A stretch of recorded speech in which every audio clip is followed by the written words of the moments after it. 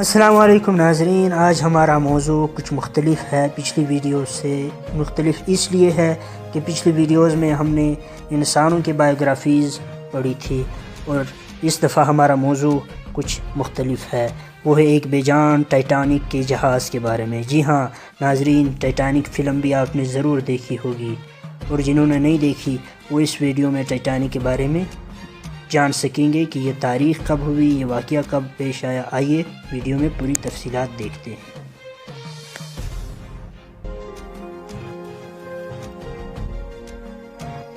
جی ہاں، بحری جہاز کارپاتھیا، جس کا پورا نام رائل میل شپ کارپاتھیا تھا، برطانوی مسافر بحری جہاز تھا۔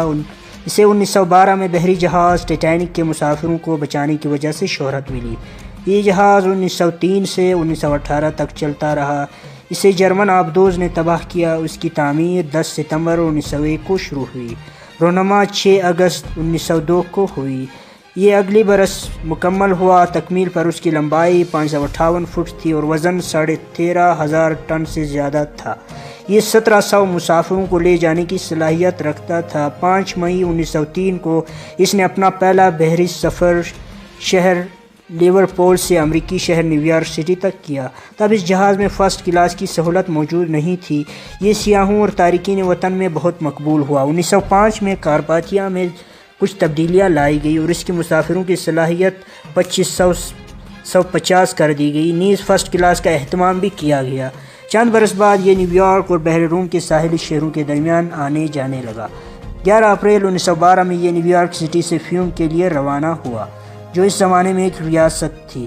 اس پر 740 مسافر سوار تھے۔ 15 اپریل تقریباً 12:20 جہاز کو ٹائٹینک سے تشویشناک کال موصول ہوئی، جو ایک برفانی تودے سے ٹکرا گیا تھا اور ڈوب رہا تھا۔ کیپٹن آرتھر ہنری روسٹرون نے ٹائٹینک کی جانب رخ کرنے کا حکم دیا، جو تقریباً 107 کلومیٹر دور تھا۔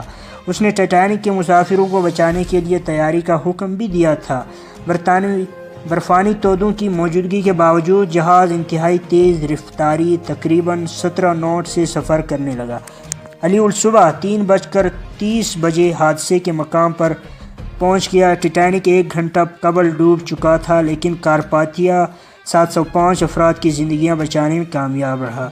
جہاز 18 اپریل کو نیویارک واپس پہنچا۔ اس جہاز کے عملے کو انسانی جانیں بچانے پر بھرپور خراج تحسین پیش کیا گیا اور روسٹرون کو امریکی کانگریس کا گولڈ میڈل دیا گیا۔ پہلی عالمی جنگ میں یہ جہاز اتحادیوں کی افواج اور سامان کو پہنچانے کا کام کرتا رہا۔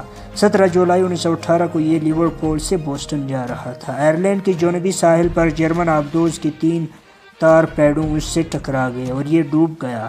5 افراد ہلاک ہوئے، باقی مسافروں اور عملے کو بچا لیا گیا۔ 1999 میں اس جہاز کو سمندر میں 500 فٹ کی گہرائی میں دریافت کر لیا گیا۔ یہی معلومات تھی ناظرین ہمارے پاس۔ امید ہے آپ کو یہ ویڈیو پسند آئی ہوگی۔ اپنا بہت خیال رکھیے گا۔ خدا